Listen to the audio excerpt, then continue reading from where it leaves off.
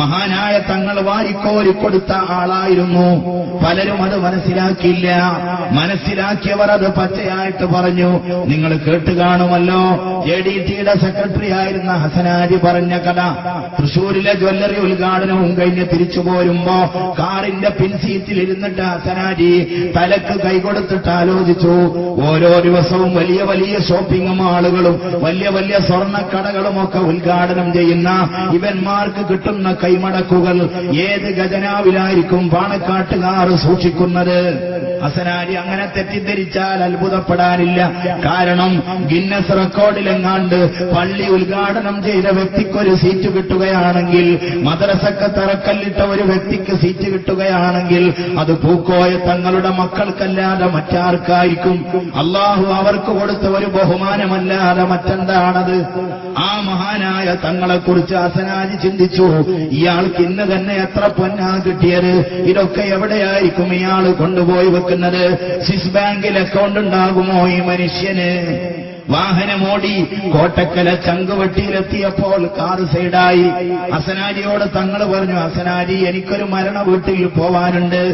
മരണ വീട്ടിൽ പോയിട്ട് തിരിച്ചു വന്നു.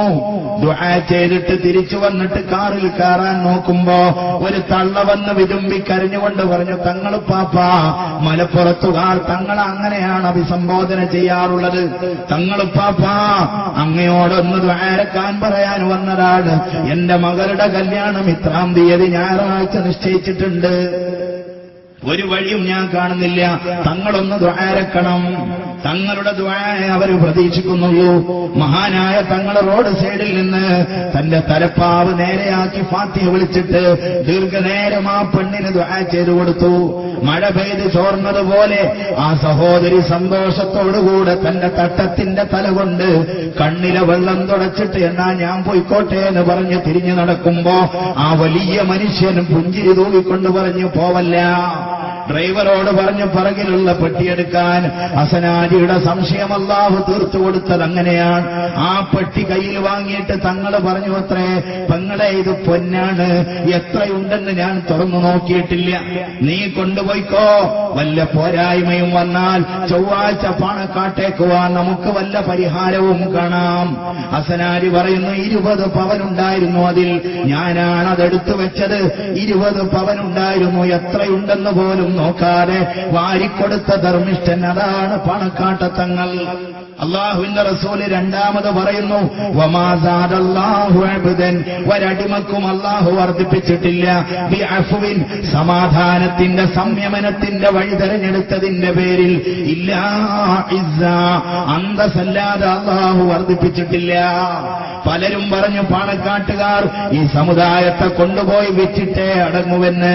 ബദർ കണ്ടില്ല മക്കളെ, ഉഹദ് കണ്ടില്ല മക്കളെ എന്നൊക്കെ പറഞ്ഞിട്ട് ഈ പാവപ്പെട്ട സമുദായത്തിന്റെ ചെറുപ്പക്കാർക്ക് ഭീകരതയുടെ തീവ്രതയുടെ ഇഞ്ചക്ഷൻ അടിച്ചു കൊടുത്ത പലരും ഇന്നും പല ജയിലുകളിലും മുസ്ലിം ചെറുപ്പക്കാർ അടികളെണ്ണുമ്പോ അതിന്റെ പിറകിൽ ചുക്കാൻ പിടിച്ച ചില കക്ഷികളുണ്ടല്ലോ, അവർ റബ്ബിന്റെ മുന്നിൽ കൈകെട്ടി മറുപടി പറയേണ്ടി വരുമല്ലോ. ബദറിന്റെയും ഉഹദിന്റെയും കഥ അനാവശ്യമായിട്ട് ആവശ്യമില്ലാത്ത സന്ദർഭങ്ങളിൽ എടുത്തു പറഞ്ഞിട്ട് തീവ്രത കുത്തിവെച്ചു കൊടുത്ത ആളുകൾ, പാണക്കാട്ടുകാർക്ക് ശൂരിതം പോരെന്ന് പറഞ്ഞവർ ജയിലുകളിൽ നിന്ന് ജയിലുകളിലേക്ക് മാറിപ്പാർക്കുമ്പോ പാണക്കാട്ട തങ്ങളോ രാഷ്ട്രീയ മതചിന്തകൾക്കപ്പുറം സർവ്വ മനുഷ്യന്മാരുടെയും മനസ്സ് കൈയടക്കിയത് ആ ഒരൊറ്റ എളിമയുടെ ആ ഒരു സംയമനത്തിന്റെ വാക്കുകൊണ്ടാകുന്നു. അള്ളാന്റെ ഹബീബ് പറയുന്ന ആരും വിനയത്തിന്റെ സമാധാനത്തിന്റെ വഴി പറഞ്ഞിട്ടില്ല. ഇല്ലാ അള്ളാഹ് അവരെ ഉയർത്തിയിട്ടല്ലാതെ. നിസ്കാരപ്പള്ളിയുടെ തൊട്ടടുത്ത് ഒരു ഹൈന്ദവ സഹോദരന്റെ വീട്, അവന്റെ പറമ്പിൽ നിന്ന് ചാഞ്ഞ തെങ്ങിൽ നിന്ന് നിരന്തരം തേങ്ങ വീണിട്ട് പള്ളിയുടെ ഓട് പൊട്ടിപ്പോവുക.